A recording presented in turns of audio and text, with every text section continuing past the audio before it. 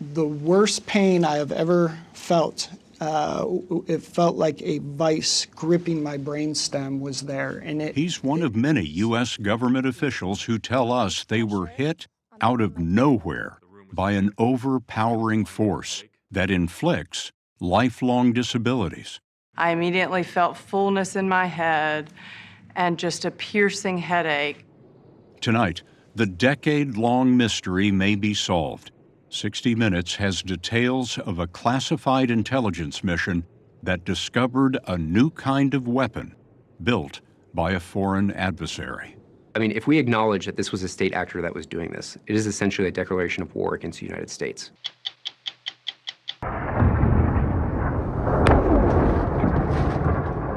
With American and Israeli strikes in Iran entering their second week, you will hear tonight from Secretary of Defense Pete Hegseth about what the U.S. hopes to achieve. You said this is not a regime change war, but the regime has changed. That's obvious. Can you square the two? Sure. Go ahead. I'm Leslie Stahl. I'm Scott Pelley. I'm Anderson Cooper. I'm Sharon Alfonsi. I'm John Wertheim. I'm Cecilia Vega. I'm Bill Whitaker. Those stories, and in our last minute, a Ford reflects on what drives American innovation. Tonight on 60 Minutes.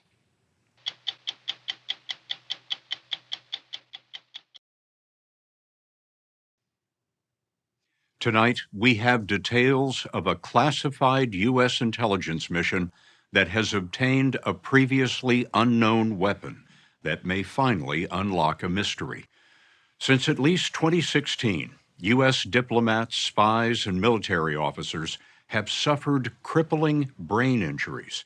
They've told of being hit by an overwhelming force, damaging their vision, hearing, sense of balance, and cognition. But the government has doubted their stories. They've been called delusional. Well, now 60 Minutes has learned that a weapon that can inflict these injuries was obtained overseas and secretly tested on animals on a U.S. military base. We've investigated this mystery for 9 years. This is our fourth story, called Targeting Americans.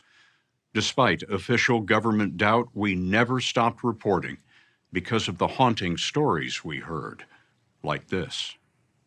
The very first incident occurred in August of 2020, and what it felt like was that someone punched me in the throat and my left ear was clogged. And I started to get sharp shooting pains going down my left arm. Chris and Heidi asked us not to use their last name. They met in the Air Force Academy. Chris retired as a lieutenant colonel working on highly classified spy satellites. He told us, near Washington, D.C., he was struck by an unseen force 5 times in 5 months. The second attack, I was standing in my kitchen looking out at the backwoods, and it felt like an immediate vice on my head. Immediately disoriented, confused, and dizzy. The third attack, towards the end of September, I was sitting in our living room, and instantaneously, all of the muscles within my spine immediately cramped, much like a Charlie horse, and my spine felt like it was on fire, so very hot and sharp. The fifth one was by far the worst, and that was early December, and I woke up with a full body convulsion. The worst pain I have ever felt, it felt like a vice gripping my brainstem was there. All in your own home? All in my home in Northern Virginia, and Heidi was within my proximity for the last 2 attacks. Heidi, what happened to you? Right at the beginning of January, I woke up with immense joint pain everywhere, with shoulder pain in my left shoulder, out of the blue, no trauma. Bones in her shoulder were dissolving, something called osteolysis. She had to have surgery. Has there been any lasting effect? Significant. So I'm on 2 neurological drugs every day, and without them I have very severe symptoms. I had sustained significant damage to multiple organ systems. You believe you were attacked? Yes.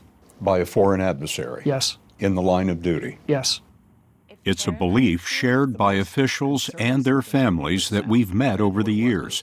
See if you notice what we heard. There was this FBI agent.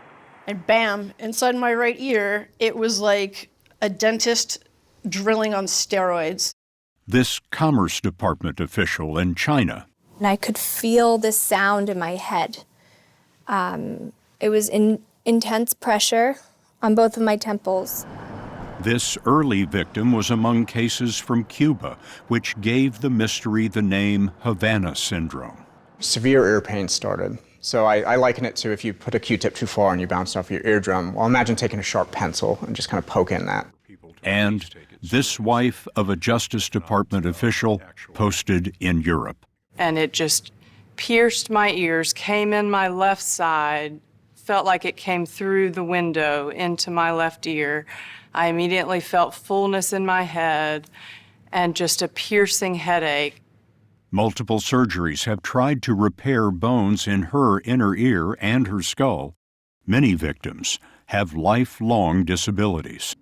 What struck us about their stories is this: people who never met tell it the same way.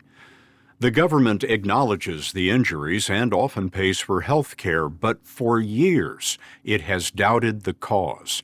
Victims have been told it may be atmospheric or environmental, a virus, a pre-existing condition, or, as the FBI put it in an early investigation, mass hysteria.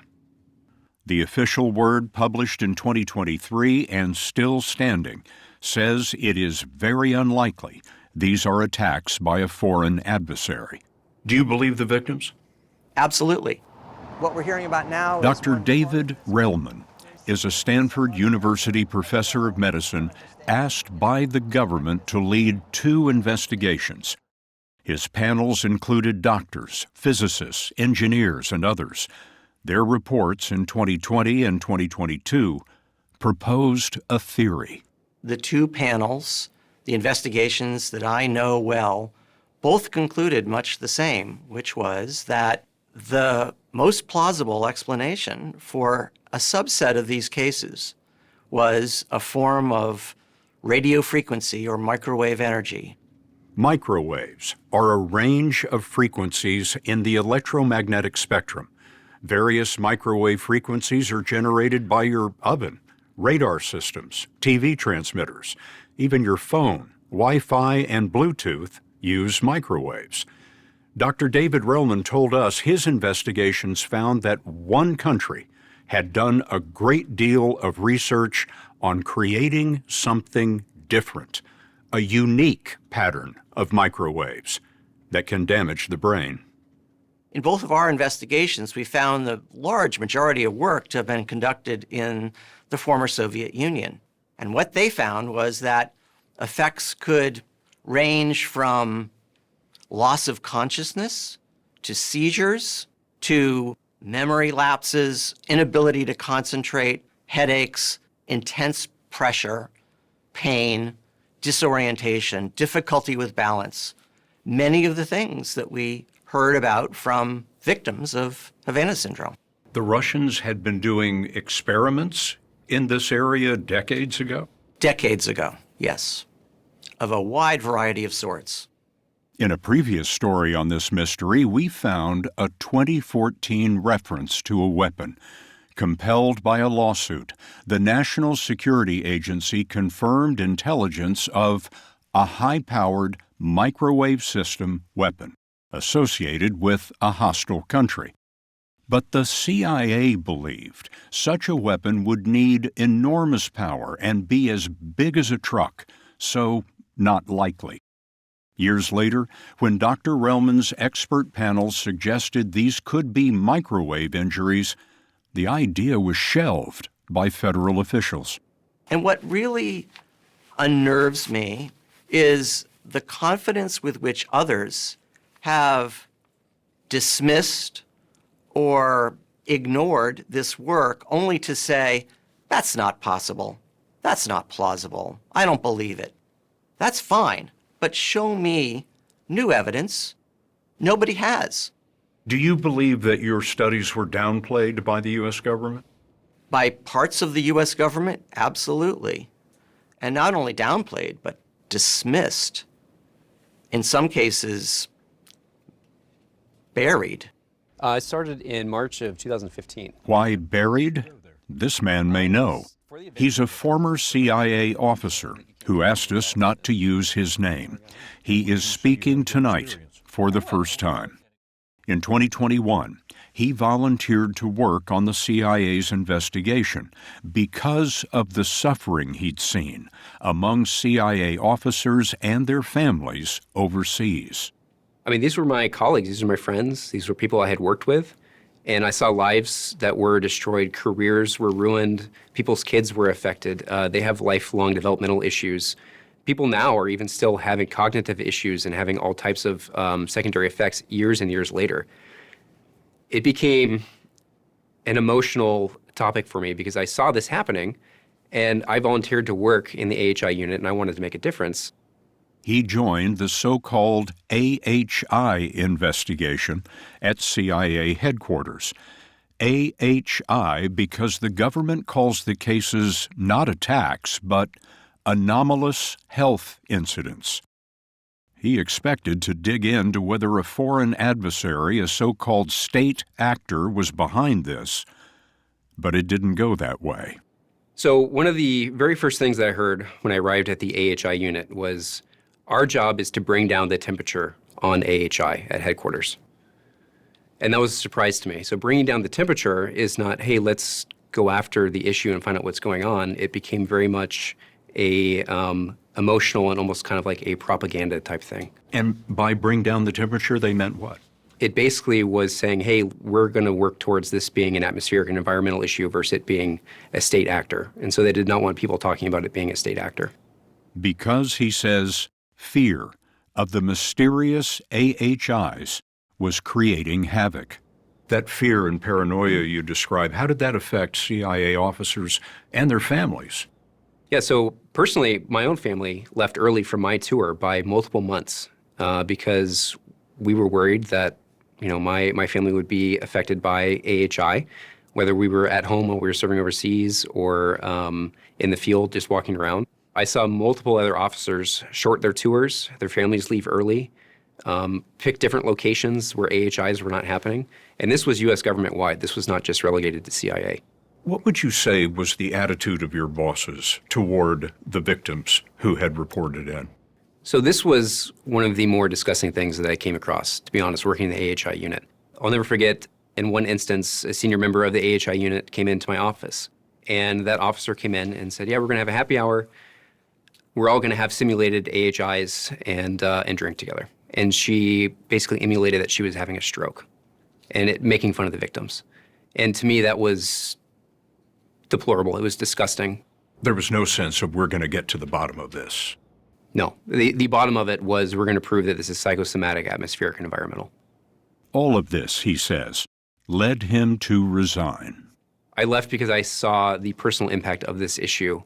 And for me, it became a moral issue because they kept saying our people are our highest priority. But when it came down to it, that wasn't the case from what I saw. And it was something that tore me up emotionally. I knew people who were affected by AHI, who were victims of AHI. I saw it destroy their families, their kids, their careers.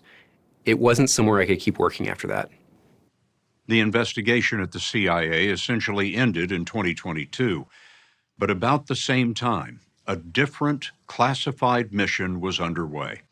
60 Minutes has learned U.S. agents who investigate illicit arms dealers heard that a Russian criminal network was selling a microwave weapon. Our sources tell us undercover agents of the Department of Homeland Security bought the weapon in 2024. The mission cost about $15 million, funded by the Pentagon. When we come back, details of the weapon and the results of testing at a U.S. military base.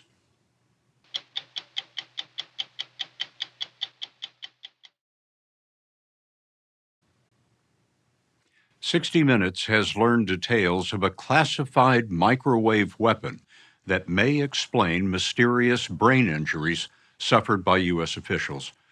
We've been investigating these injuries for 9 years, and now Our sources tell us this microwave weapon is portable, concealable, and uses relatively little power. Hundreds of possible attacks have been reported, including, we've learned, at CIA headquarters in Virginia and at least 2 incidents on the grounds of the White House. For years, the government doubted the stories of the injured, but now the victims, including former CIA officer Mark Polymeropoulos, hope that word of a newly discovered weapon will finally vindicate them. There's a part of this, Scott, that has to do with moral injury, and that's the idea of betrayal. You know, I worked for 26 years for the CIA. I think I was involved in every covert action program in the Middle East. I did some very interesting things for the US government, always with the idea that they would have my back if I got jammed up. I just needed to get medical care when I came back, and they wouldn't even do that. So this moral injury, this sense of betrayal is so acute with me. That's something that I can never forgive them for. Mark Polymeropoulos rose to an executive level at the CIA, about the equivalent of a 3-star general. He was awarded a top decoration for service. In 2017, he says he was overwhelmed in a hotel room in Moscow. I woke up in the middle of the night. I didn't hear any sound, but I woke up with incredible vertigo. The room was spinning. I had a blinding headache. I had tinnitus ringing in my ears, and I felt like I was going to be physically sick. It was a terrifying feeling where I'd lost control. Something that seriously happened to me, and I remember feeling, that this is so unusual. I'd been shot at in places like Iraq and Afghanistan. I'd been in physical danger, but this was terrifying. He was treated for vertigo, migraines, loss of vision, and trouble with memory and concentration. Disabled, he retired. Later, in 2023, his own agency was among those that concluded it is very unlikely that he and the others were attacked by an adversary. Which, of course, to me is a betrayal, because CIA is supposed to be about putting people first, and they did not. Are you saying this is a cover-up? This is a massive CIA cover-up, and I say this with great regret. It's an organization that I loved. I believe in the mission. I was really good at this job. To this day, I want to see the CIA operate in a strong and effective manner. But Polymeropoulos and other victims have been doubted for years. Some in the CIA believe that a microwave weapon must be the size of a truck, and so not plausible. But that changed dramatically in 2024. 3 independent sources from different agencies tell us that undercover Homeland Security agents purchased a miniaturized microwave weapon from a complex Russian criminal network. It's classified, we didn't see it, but it has been described to us. We are told it doesn't look anything like a gun. It's designed to be concealed and small enough to be carried by a person. It is silent and doesn't create heat like a microwave oven. Our sources say the device is programmable for different scenarios and can be operated by remote control. The range of the beam is several hundred feet. It can penetrate windows and drywall. The vital components were made in Russia. Our sources say the key is not the hardware but the software. The programming shapes a unique electromagnetic wave that rises and falls abruptly and pulses rapidly. Pulsed microwave radiation. Just what Dr. David Relman's investigations predicted. He wouldn't talk about classified information in our interview, but his research found that Russian scientists had been perfecting the concept for decades. And what the Russians spoke about was the importance of the energy being pulsed in order to have biological effects on humans. When you produce pulses like this, you can actually stimulate electrically active tissue like brain tissue, and the heart for that matter, mimicking what the brain normally does, but now you're driving it with your pulses from the outside. An ideal stealth weapon. Ideal. Because literally, the person feels as if this is in my head. Our confidential sources tell us the still classified weapon has been tested in a U.S. military lab for more than a year. Tests on rats and sheep show injuries consistent with those seen in humans. Also, as a separate part of the investigation, security camera videos have been collected that show Americans being hit. The videos are classified, but they were described to us.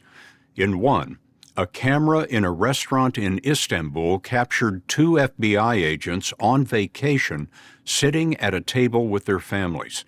A man with a backpack walks in, and suddenly, everyone at the table grabs their head as if in pain.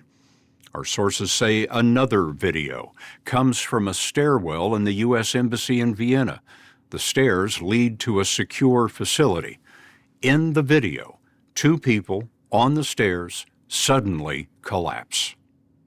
Those videos and the weapon were among the reasons the Biden administration summoned about half a dozen victims to the White House, with about 2 months left in the president's term. I remember the day well because I helped to organize the meeting. By that time, Dr. Relman was a White House advisor. These folks in the Biden White House believed these people and believed that their injuries were not caused by known medical or environmental conditions the way the CIA was asserting, which again, to me, was just egregious. Some of the specific explanations the CIA had used were just crazy. A high-level CIA source has told us, and this is a direct quote, "This is the biggest cover-up I've seen in my adult life," end quote. Do you believe it was a cover-up? Yes, I do. Through a variety of purposes and means, not necessarily as a pre-planned strategic operation, but in essence, it arrives at the same result. Help me understand what you think the motive could have been. We want this to go away so that we can resume normal operations. They had dug-in opinions going back years about the plausibility of a non-thermal microwave mechanism. In fact, when we began our work, we were briefed by their experts and told nothing in the scientific literature will support the idea that microwave energy can do things like this. They had made up their minds. It seems they had. And it almost seems as though consistency was more important than objectivity. One is that Retired CIA officer Mark Polymeropoulos was in that White House meeting. And so what the Biden administration was telling us is that something had changed. New intelligence had come in. Now, I don't have a security clearance, and this was an unclassified meeting, so they could not put forward that this was based on new intelligence, but it was clear to me that that's what they were insinuating. Dr. Paul Friedrichs brought a message to the meeting. He's a retired Major General, formerly one of the Pentagon's top doctors. He said very clearly, "I'm sorry. I want to apologize to you. I've never seen in 30 plus years of practicing military medicine victims treated in such a terrible manner. And I just want to offer my apologies to you." What did that mean to you? I have chills now thinking about it. I had chills then. It was an indication that at least some people in the Biden administration and the Biden White House believed us. Any American would be embarrassed if you were to see how these people have been treated and then to be dismissed this way as malingerers or people who are manufacturing things for some other purpose. It's insulting. Our sources tell us that the Biden White House wrote a public statement backing the victims, but never released it. So far, the Trump administration has not changed the words in the 2023 intelligence assessment that it is very unlikely the victims were attacked. But our sources also tell us the Trump administration has briefed top intelligence officials in Congress and shown them a classified picture of the weapon. We're told at the Pentagon, people who had investigated the attacks for the Department of Defense have been moved to a unit that develops new weapons. It was apparent to me that they did not take this issue seriously.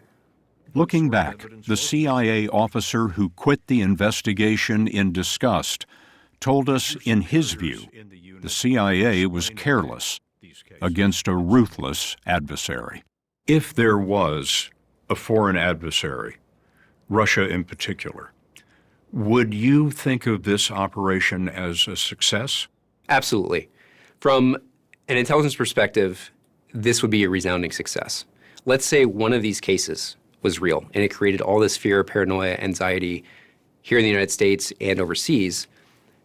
The impact of that is astronomical, and it's something you can't almost even calculate. And I don't think if it was a state actor, if it was the Russians, which I believe it is, I don't think that is something they would have put into their calculus, that it would have gotten this big. And I think they saw the fear, the paranoia that it created, and I think that's why it continued to happen for that period of time over a span of a year. Across the previous stories that we've done on this subject, I have had the same question. I think you are the first person who could plausibly answer the question, and that is why. Why would the government want to bury this? I think it comes down to a political question. I mean, if we acknowledge that this was a state actor that was doing this, it is essentially a declaration of war against the United States, which has to have a response from the United States government. In my opinion, I don't know that the appetite was there to respond to the Russians at that time. In our 2024 story, a collaboration with Russian dissident magazine The Insider.ru, we found evidence of Russian involvement when this wife of a Justice Department official was seriously wounded overseas. An agent of Russian intelligence was in her vicinity. For this report, the Department of Defense declined to comment. The Office of the Director of National Intelligence, which oversees 18 agencies, including the CIA, told us that a new review of AHI will be comprehensive and complete, and we remain committed to delivering the truth. And I really hope that they do. The victims are waiting, including Chris and Heidi, who told us at the beginning of our story of being attacked 5 times in their home. I think it's time we as a country come to grips with the fact that the game has changed. Our adversaries are now able to reach out and touch us here in the United States, specifically at our homes. What do you believe the government owes you? I would say that for me and my military brothers and sisters who are hurt, being issued a Purple Heart is acknowledgement of our sacrifice to the country. And the sacrifice we made that affects not only us, but also our families. The sources who informed our reporting told us the classified mission to obtain the microwave weapon points to a troubling reality. They say there are likely many of these devices, and if undercover agents could purchase one from gangsters, then the Russians have lost control of a stealth weapon that could be used by anyone, anywhere.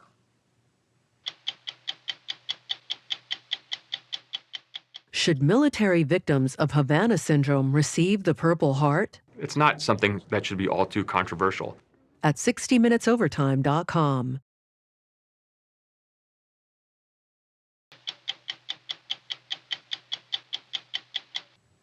With U.S. and Israeli strikes on Iran in their second week, tonight you will hear from Defense Secretary Pete Hegseth.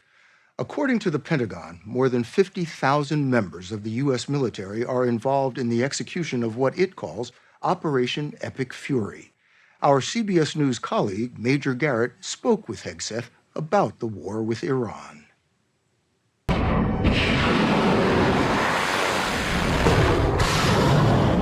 The U.S. military said it had already struck 3,000 targets inside Iran when we met with Secretary of Defense Pete Hegseth on Friday. The Speaker of the House said late this week, the mission is, and I'm quoting him directly here, nearly accomplished by all estimates. Is that true? Oh, we're very much on track, on plan. I was down at CENTCOM yesterday. Someone might hear that and think it's almost over. Well, we're not flying a mission accomplished banner like George W. Bush on an aircraft carrier. We're not doing that, and we haven't done that. But we can be clear with the American people that this is not a fair fight, and that's on purpose. Our capabilities are overwhelming compared to what Iran's are. And frankly, when you combine our Air Force with the Air Force of the Israeli Defense Forces, it's the two most powerful air forces in the world. The ability for us to be up over the top and hunting with more conventional munitions, gravity bombs, 500-pound, 1,000-pound, 2,000-pound bombs on military targets, that we haven't even really begun to start that effort of the campaign, which is going to showcase even more how we will execute on those objectives. The President said recently there will be no deal with Iran except unconditional surrender. What does that look like, unconditional surrender? How will you know it's real? It means we're fighting to win. It means we set the terms. We'll know when they're not capable of fighting. There'll be a point where they'll have no choice but to do that. Whether they know it or not, they will be combat ineffective. They will surrender. Typically, the understanding of a surrender is person to person. Is that what would be required in a matter like this? Well, there's a lot of different ways. Whether they want to admit it or not, whether their pride lets them say it out loud or not, it's President Trump who will set the terms of that. The president of Iran said yesterday that the U.S. demand for unconditional surrender is, quote, a dream that they should take to their grave. There was a very long war between Iran and Iraq, almost 8 years, and they never surrendered in that war. And I'm just wondering if that factors into your calculus or the president's calculus. I mean, there was a really long fight that I was a part of and my generation was a part of. I know that's in Iraq and Afghanistan, where a lot of foolish approaches were used. This is war. This is conflict. This is bringing your enemy to their knees. Now, whether they will have a ceremony in Tehran Square and surrender, that's up to them. There are varying versions of how and why the war started when it did.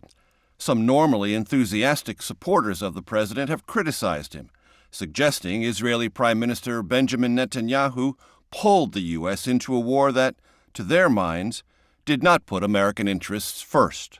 Do you want to address that criticism? All I know is I'm in the room every day, and I see how President Trump operates and what he's putting first, and it's America, Americans, and American interests. It has been said that the Israelis, through Benjamin Netanyahu, the Israeli Prime Minister, provided on February 23rd key information about intelligence they had developed about the likely whereabouts of Ali Khamenei and many in his inner circle. That the U.S. then checked it out through the CIA, confirmed that, and that was an opportunity that presented itself to the president.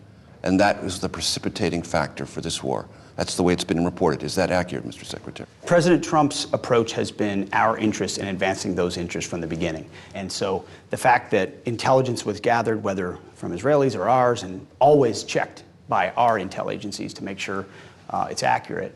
A lot of times the best way to start operations is a trigger-based or condition-based moment. And you can work together on whether that makes sense.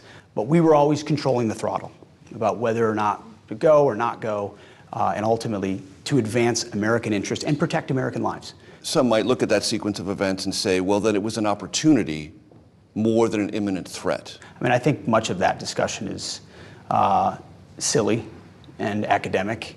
They've been killing us for 48 years, 47 years.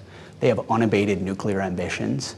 And when we obliterated their nuclear program at the end of the 12-day war in Operation Midnight Hammer, they should have come to the table and said, okay, we get it, you mean business, we're not going to have nukes, and they haven't. And as a result, when the president looks at it, generationally, he sees a threat that would continue to gather. Despite the administration's claim that it obliterated Iran's nuclear infrastructure in June, international monitors estimate that Iran still has more than 970 pounds of nearly bomb-grade uranium.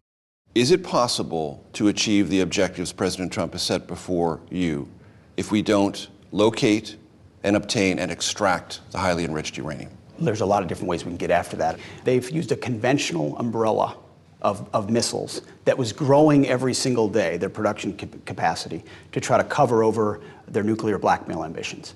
As far as how you get at that nuclear option, we'll make sure that their nuclear ambitions are never achieved.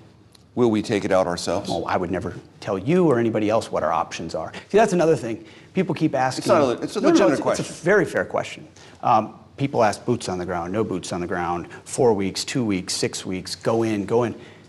President Trump knows, I know, you don't tell the enemy, you don't tell the press, you don't tell anybody what your limits would be on an operation. We're willing to go as far as we need to in order to be successful. Do we have any overt or covert forces inside Iran now? I wouldn't tell you that if we did. The only reason I ask is earlier this week you said no. Is that still the answer? Yeah, that's still the answer, but we reserve the right. We would be completely unwise if we did not reserve the right to take any particular option, whether it included boots on the ground or no boots on the ground. CBS News has 3 sources telling us that Russia is providing intelligence to Iran on U.S. positions and movements. The average American might hear that and think that's a big and dangerous deal, is it? Well, we're tracking everything. Our commanders are aware of everything. We have the best intelligence in the world. We're aware of who's talking to who, why they're talking to them, how accurate that information might be, how we factor that into our battle plans, our CENTCOM commander. So we know what's going on, and the president has an incredible knack at knowing how to mitigate those risks. And so the American people can rest assured their commander-in-chief is well aware of who's talking to who, and anything that shouldn't be happening, whether it's in public or back-channeled, is being confronted and confronted strongly. The American people can therefore expect conversations with the Russians to stop this? Well, President Trump, as people have seen, has a unique relationship with a lot of world leaders where he can get things done that other presidents, certainly Joe Biden, never could have.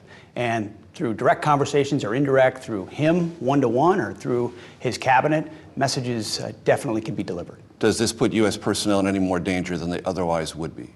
Well, the Russian involvement. No one's putting us in danger. We're putting the other guys in danger. That's our job. So we're not concerned about that. We mitigate it as we need to. Our commanders factor all of this, but the only ones that need to be worried right now are Iranians that think they're going to live. 6 U.S. Army reservists were killed in an Iranian drone attack in Kuwait last Sunday. President Trump and Secretary Hegseth attended the dignified transfer yesterday at Dover Air Force Base. One more service member's death was announced this afternoon. The president's been right to say there will be casualties. Things like this don't happen without casualties. There will be more casualties. And no one is, especially our generation, knows what it's like to see Americans come home in caskets. But that doesn't weaken us one bit. It stiffens our spine and our resolve to say this is a fight we will finish. So far, more than 1,600 Iranians have been killed, according to a group called Human Rights Activists in Iran. That includes 168 people, mostly children, at a school in the southern part of the country, an area the U.S. was attacking at the time.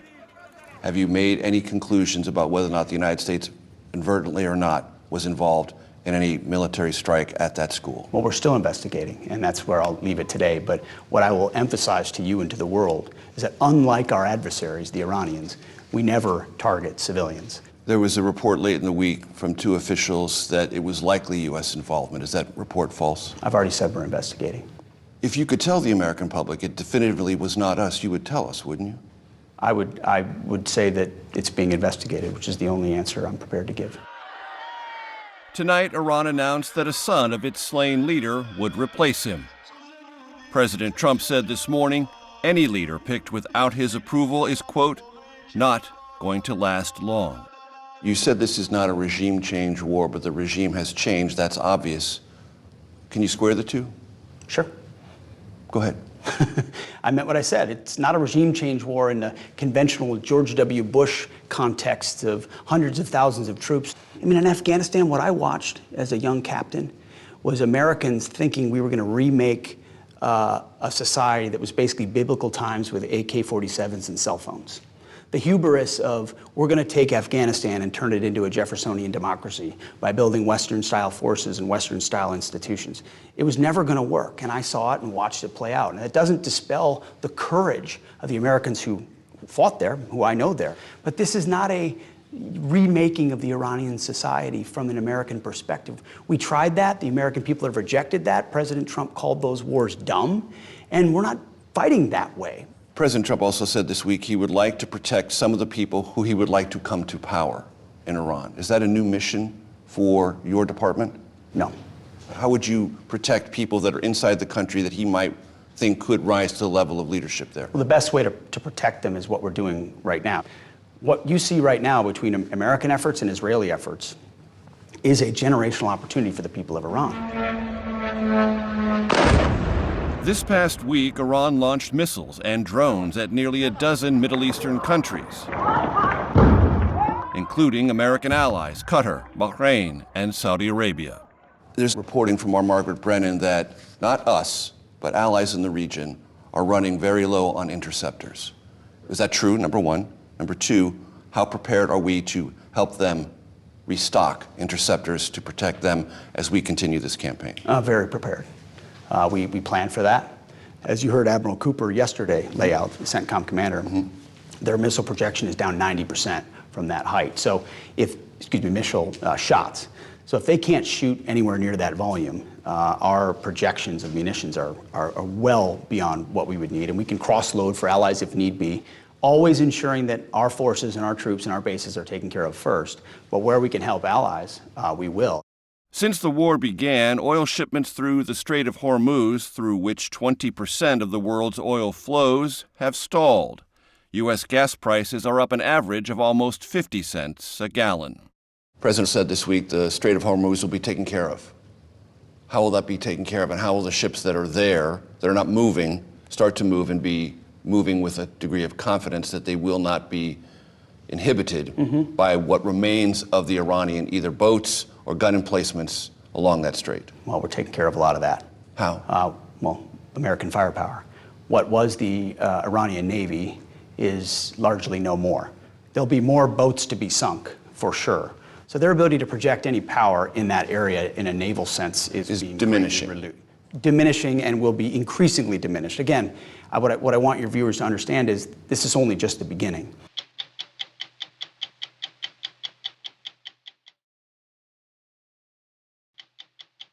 The Last Minute of 60 Minutes is sponsored by United Healthcare.